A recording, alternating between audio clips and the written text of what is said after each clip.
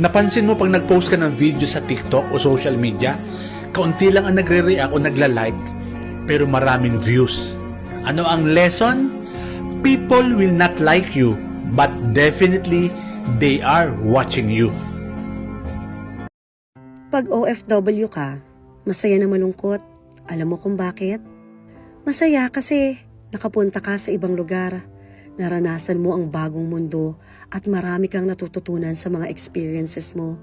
And of course, nakakapagpadala ka ng pera para sa pamilya mo.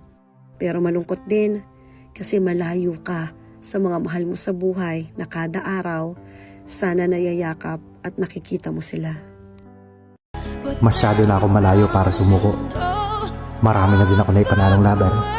Kaya kahit nahihirapan ako ngayon sa sitwasyon ng buhay ko, at kahit bigyan pa ako ng maraming rason para sumuko, I will choose to fight back. Dahil alam